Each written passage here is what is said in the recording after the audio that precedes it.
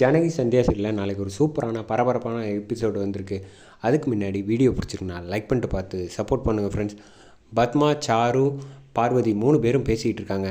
ஆமாம், எதுக்காக திடீர்னு இந்த கதிர் வந்திருக்காங்க, எனக்கு என்னமோ சந்தேகமாக இருக்குது, எதுவாக இருந்தாலும் விசாரித்து பாருங்கள் அப்படின்னு சாரு சொன்னோன்னே, சரி அதுவும் கரெக்டு தான், ஒருவேளை கல்யாணத்துக்காக வர சொல்லியிருப்பாங்களோ அப்படின்னு சாரு கெஸ் பண்ணால், இருக்கலாம், வாய்ப்பு இருக்குது, நம்ம முதல்ல கேட்டு பார்ப்போம் அப்படின்னு சொல்லிவிட்டு கதிரை வர சொல்கிறாங்க. கதிரை வந்தோடனே கேட்குறாங்க பத்மா, ஆமாம் இத்தனை வருஷமாக நான் உன்னை கூப்பிட்றேன், திடீர்னு வந்திருக்கேன், என்ன விஷயமா அப்படிங்கிறப்ப ரகுராம் அவங்க தான் கூப்பிட்டுருந்தாங்க, ஏதோ கல்யாண விஷயமா ஒரு முடிவு எடுக்கணும், அதுக்காக தான் என்னை வர சொல்லி, இல்லைன்னா நான் வந்திருப்பேனா அப்படின்னு சொன்னோன்னே, ஓ அப்படியா விஷயம், சரி நீ போய் உன் வேலையை பாரு அப்படின்னு சொன்னோன்னே, சாரு நீ ஒரு பிரச்சனையும் இல்லை, ரகுராம் அவர் தெளிவான முடிவு எடுத்துட்டாப்புல, நிச்சயமாக மாயாக்காக தான் வர சொல்லியிருப்பார் கதிரங்கிற மாதிரி சொன்னோன்னே, அப்படி மட்டும் நடந்துச்சுன்னா எனக்கு என் ரூட்டு கிளியர் ஆகி போயிடும் அப்படின்னு சாரு சந்தோஷப்பட்டுக்கிட்டு இருக்காங்க. நிச்சயமாக நீ ஒன்றும் கவலைப்படாத, எதுவாக இருந்தாலும் நல்லதே நடக்கும் அப்படிங்கிற மாதிரி சொல்லிடுறாங்க. இந்த பக்கம் கரெக்டாக காலேஜுக்கு கிளம்புறாங்க. நம்ம மாயா கிளம்புறப்ப கரெக்டாக கதிர் பைக் எடுத்துகிட்டு நிற்கிறாப்புல. அந்த சமயம்தான், காலேஜுக்கு வரையா ட்ராப் பண்ணிடுறேன் அப்படின்னு கேட்டோன்னே தனா சொல்கிறாங்க, உன் கூடலாம் யார் வருவா, நான்லாம் வரமாட்டேன் அப்படின்னு சொன்னோன்னே, உன்னை யாரை கூப்பிட்டா, நான் கூப்பிட்டது மாயாவை அப்படின்னு சொல்கிறப்ப, இந்த பக்கம் சிவராமன் அவன் கூடயே போமா, நான் தனாவை அழைச்சிட்டு வந்துடுறேன் அப்படின்னு சொன்னோன்னே, சரி அப்படின்னு சொல்லிட்டு பைக்கில் ஏறி உட்காந்துட்டு கிளம்பி போயிடுறாங்க. இதை பார்த்தோன்னே சீனுக்கு ரொம்ப கோவம் வந்துடுது, எப்படி இவன் கூட பைக்கில் போகலாம், சரி நம்ம பின்னாடியே போவோம், அவன் ஏதாவது வம்புழுத்தானா அப்படின்னு சொல்லிட்டு பைக் எடுத்துகிட்டு பின்னாடியே ஃபாலோ பண்ணிட்டு போகிறாங்க. போகிற வழியில் கரெக்டாக பைக்கை நடுவில் நிப்பாட்டுறாங்க. கதிர், உங்ககிட்ட முக்கியமான ஒரு விஷயமா பேசணும் அப்படின்னோடனே, என்ன விஷயம் அப்படின்னு கேட்குறாங்க. கேட்குறப்ப நீ இப்போ யாரையாவது லவ் பண்ணிக்கிட்டு இருக்கியா அப்படின்னு கேட்டோன்னே, இல்லை அப்படின்னு எதுவும் சொல்லாமல் சொல்கிறாங்க. அந்த சமயம் கரெக்டாக சீனு வேகமாக கோவத்தில் வந்துடுறாங்க. எதுக்கு நடு ரோட்டில் வண்டியை நிப்பாட்டிட்டு இவ்வளோ காலேஜில் நிப்பாட்டாமல் போயிட்டுருக்க அப்படின்னவன், அதெல்லாம் இருக்கட்டும், நீ எதுக்கு இந்த பக்கமாக வந்த, நான் அவங்கள அழைச்சிட்டு போகிறேன், அதெல்லாம் ஏன் விஷயம், உனக்கு என்ன அப்படின்னு.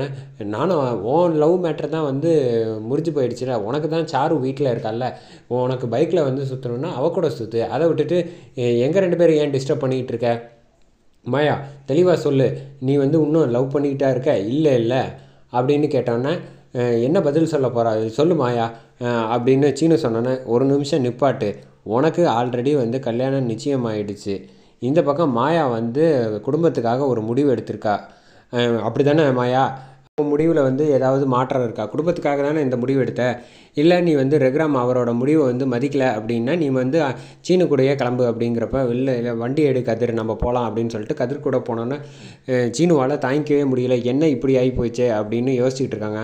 அதுக்கடுத்து வீட்டுக்கு வந்துடுறாங்க. வீட்டுக்கு வந்தோடனே தனா கிட்ட சொல்லிகிட்டு இருக்காப்புல மாயா ஆமாம் கதிர் ஏன் எப்போவுமே இப்படி தான் வம்பழுத்துக்கிட்டே ஜாலியாக இருப்பானா அப்படின்னோடனே, சேச்சா அப்படிலாம் கிடையாது, அவன் சரியான எதுக்கெடுத்தாலும் கொஞ்சம் பார்த்து பேசணும், அவன் கொஞ்சம் உஷாரான ஆள் அப்படின்னு சொல்லிகிட்டு இருக்காங்க. என்னை சின்ன வயசில் எவ்வளோ தூரம் கிண்டல் பண்ணியிருக்கான் தெரியுமா அப்படின்னு சொன்னோன்னே, அப்படியா அப்படின்னோடனே, இங்கே கரெக்டாக கதிர் என்ட்ரி கொடுக்குறாப்புல, என்னை பற்றி தானே பேசிகிட்டு இருக்கேன் அப்படின்னா, ஆமாம் இவர் பெரிய இவர் உன்னை பற்றி புகழ்ந்து பேசுகிறதுக்கு என்ன இருக்குது அப்படின்னோடனே, மாயா உனக்கு ஒரு விஷயம் தெரியுமா, சின்ன வயசில் கதிர் மாமான்னு என்ன தான் கட்டிப்பேன்னு ஒத்த காலில் நின்று பின்னாடியே சுற்றிட்டு இருந்தா, நான் தான் இந்த வீட்டில் லவ்வெல்லாம் ஒத்துக்க மாட்டாங்கங்கிறனால வேண்டான்னு சொன்னேன், அப்படியா அப்படின்னு மாயா இன்ட்ரெஸ்ட்டாக கேட்டுக்கிட்டு இருக்கிறத பார்த்தோன்னே சீனுக்கு அங்கே செம கோவத்தில் இருக்காப்புல, நீ ரொம்ப ஜாலியாக பேசுகிற அப்படின்னு கதிரை பார்த்து சொன்னோன்னா, அப்போ என்னை பிடிச்சிருக்கா அப்படின்னு கேட்குறாங்க. இல்லை புரியல அப்படின்னு, என்னை போக போக பிடிச்சிருவோம் அப்படின்னு சொல்லிவிட்டு இந்த பக்கம் கதிர் ஜாலியாக பேசிகிட்டு இருக்காங்க. அந்த சமயத்தில் வெளியில் வந்ததுக்கப்புறம் குளிக்கிறதுக்காக வெந்நீர் இதெல்லாம் போட்டு ரெடி பண்ணி வச்சுருக்காங்க கதிர்க்காக. யார் ரெடி பண்ணி வச்சுருப்பா அப்படிங்கிறப்ப கரெக்டாக சீனு வராப்பில். சீனு வந்தோடனே, எனக்காக நான் ரெடி பண்ணி வச்சுருக்கேன், நீ என்ன எடுத்துக்கலான்னு நினைக்கிற, எதை எடுத்தாலும் அப்படின்னோடனே, பின்ன என்ன நீ இப்படி தான் மாயா விஷயத்துக்கு தேவையில்லாமல் ஒம்பழுத்துக்கிட்டு இருக்க அப்படின்னோடனே,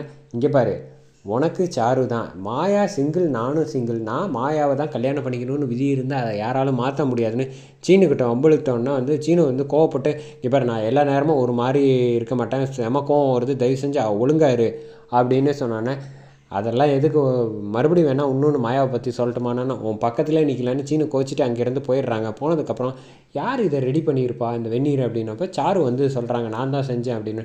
நீ எதுக்கு எனக்கெல்லாம் உதவி செய்கிற அப்படின்னா, இல்லை உன்னால் எனக்கு ஒரு காரியம் ஆகணும், என்ன அப்படிங்கிறப்ப கரெக்டாக சொல்கிறாங்க, இந்த மாதிரி நீ மாயாவை கல்யாணம் பண்ணிக்கிட்டா எனக்கு எந்த பிரச்சனையும் வராது அப்படின்னோடனே, ஓ அதுக்காக தான் இந்த உதவியெல்லாம் செய்கிறியா, சரி நான் என் கையில் ஒன்றும் கிடையாது, ரகுராம் அவர் என்ன முடிவு எடுக்கிறாரோ அதுதான் நான் கேட்பேன் அப்படிங்கிற மாதிரி சொல்லிடுறாங்க.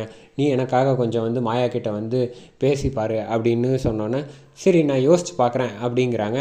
இந்த செகண்ட் வந்து சாரு இப்படியே போயிட்டு இருந்தால் வேலைக்கு ஆகாது அப்படின்னு சொல்லிட்டு அவங்க அப்பா மகாலிங்கத்துக்கு ஃபோன் பண்ணி, அப்பா இதுக்கு பிரச்சனை வந்து மேற்கொண்டு பெருசாக போயிட்டே இருக்குது, நம்ம ஒரு அதிரடியாக நான் ஒரு முடிவு எடுக்கலான்ட்டு இருக்கேன் அப்படிங்கிறப்ப நீ என்ன முடிவு எடுத்தாலும் உனக்கு நான் ஆதரவாக இருப்பேன் அப்படிங்கிறாங்க. அதோட வந்து இந்த எபிசோட சூப்பராக முடிக்க